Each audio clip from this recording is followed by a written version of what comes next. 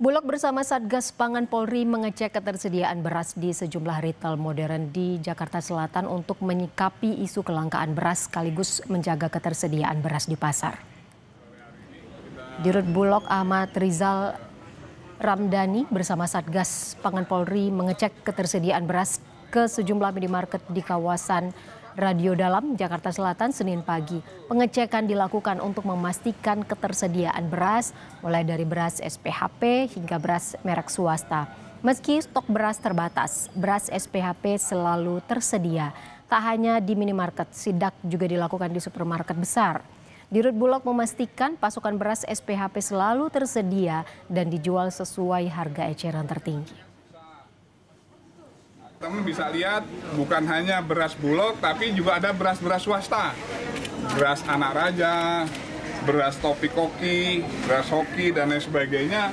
Ini menunjukkan bahwa pemerintah mendorong sepenuhnya untuk penyaluran beras ke seluruh retail-retail modern maupun nanti ke pasar-pasar supaya isu terkait dengan kelangkaan beras bisa dijawab dengan apa yang ada sekarang saat ini.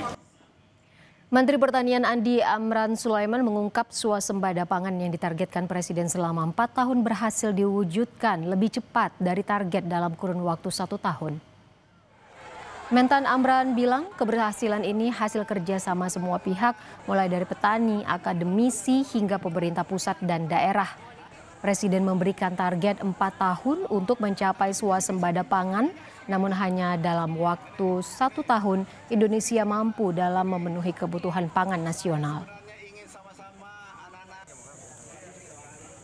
Kita semua mampu mewujudkan swasembada pangan dari target 4 tahun dari Bapak Presiden. Insya Allah bisa 1 tahun tercapai, tahun ini tercapai. Tapi itu bukan kerja saya, kerja kita semua sebagai anak bangsa. Mulai akademisi, kemudian TNI, Polri, Kejaksaan, ikut bahu-membahu. Sebelumnya Presiden Prabowo menargetkan swasembada pangan dalam 4 tahun. Presiden menyebut produksi pangan di Indonesia meningkat signifikan.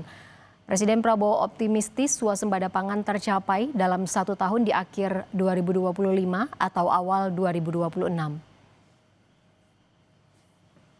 Tahun 2025 ini kita tidak akan import beras lagi, tidak akan import jagung lagi, tidak akan import garam lagi.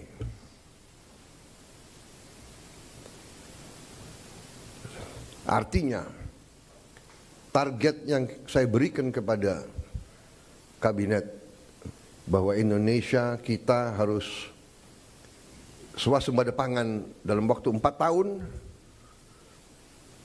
Alhamdulillah target itu bisa kita capai akhir 2025, paling lambat awal 2026.